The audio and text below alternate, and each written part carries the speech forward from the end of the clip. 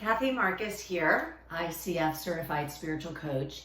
And today I'm talking about a concept that I learned early when I got into recovery about 2 decades ago.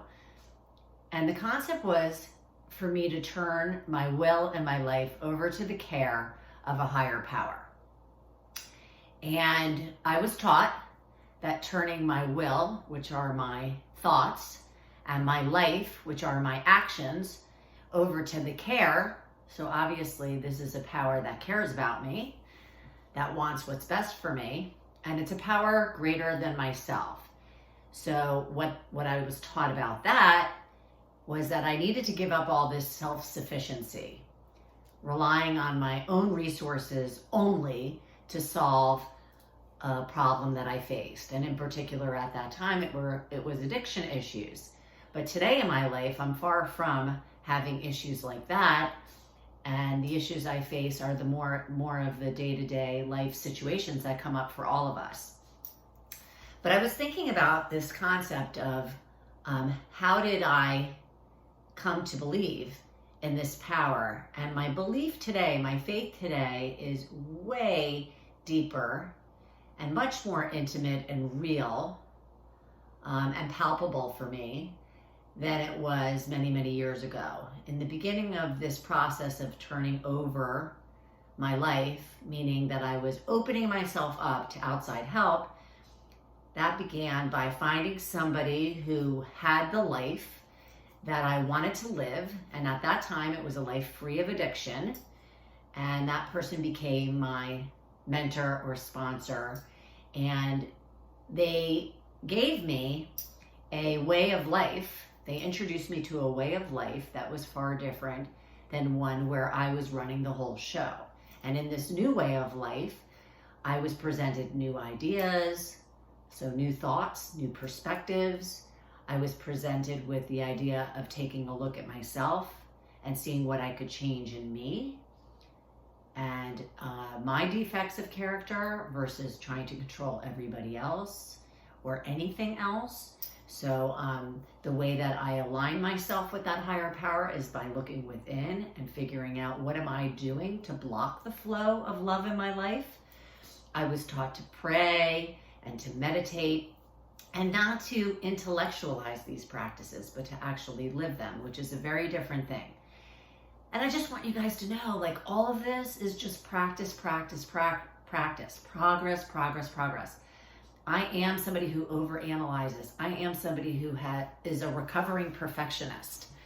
So at times my standards have been way too high and I have a difficult time seeing my progress and savoring my progress. And that is even part of my spiritual growth at this time, is being able to see and savor the good in me and the progress in my life, and to get rid of those expectations, because my serenity is proportional to those expectations. And these are things that I learned early on. And now I bring these concepts to a variety of different individuals, definitely people who don't even have, addiction issues like the ones I faced when I was young. But I think most people have addiction issues. People are addicted to shopping. People are addicted to their cell phones. People are addicted to validation and needing to get approval.